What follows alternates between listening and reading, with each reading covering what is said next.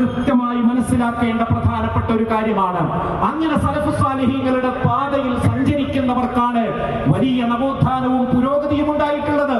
മുജാഹിദ് പ്രസ്ഥാനത്തിന് എങ്ങനെ പുരോഗതി ഉണ്ടായി എന്ന് ചോദിച്ചാൽ തൗഹീദിൽ അധിഷ്ഠിതമായ പ്രബോധന പ്രവർത്തനങ്ങൾ കൊണ്ടാണ് ഈ കാണുന്ന മാറ്റങ്ങളൊക്കെ തന്നെയും മലയാളി മുസ്ലിങ്ങൾക്കിടയിൽ ഉണ്ടായിട്ടുള്ളത്.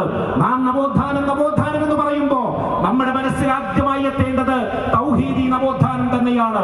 കാരണം അന്ധവിശ്വാസങ്ങളും അത്യാചാരങ്ങളും ഒരു സമൂഹത്തിൽ പടർന്നു കയറിയാൽ അവർക്കൊരിക്കലും തന്നെ മുന്നോട്ട് പോകാൻ കഴിയാത്ത വിധം ഇരുളിന്റെ ഇരുട്ടറകളിൽ വഴിയറിയാതെ ഉണർന്ന സാഹചര്യമായിരിക്കും.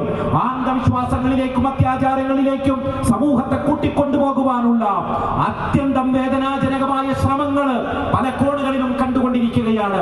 അത്യാചാരങ്ങൾ സമൂഹത്തിലേക്ക് പുനരാനയിച്ചുകൊണ്ട് അതിന് മതവർണ്ണം നൽകുവാനുള്ള ആസൂത്രിതമായ ശ്രമങ്ങൾ നമുക്ക് ചുറ്റും നടന്നുകൊണ്ടിരിക്കുമ്പോൾ മുജാഹിദ് പ്രസ്ഥാനത്തിന്റെ ആളുകളെ സംബന്ധിച്ചിടത്തോളം മൗനം അവലംബിക്കുവാൻ കഴിയില്ല.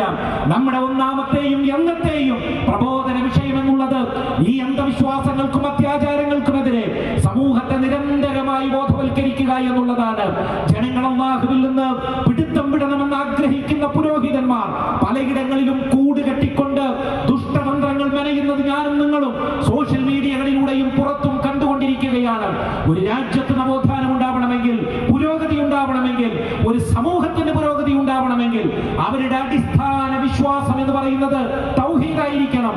മഹാനായ മുഹമ്മദ് ബിൻ അബ്ദുൽ വഹാബ് റഹിമഹുല്ലാ, ഷെയ്ഖ് മുഹമ്മദ് ബിൻ അബ്ദുൽ വഹാബ് റഹിമഹുല്ലാ അദ്ദേഹം നടത്തിയ നവോത്ഥാന പ്രവർത്തനങ്ങൾ വീണ്ടും വീണ്ടും വായിക്കേണ്ട ഒരു സന്ദർഭമാണ്.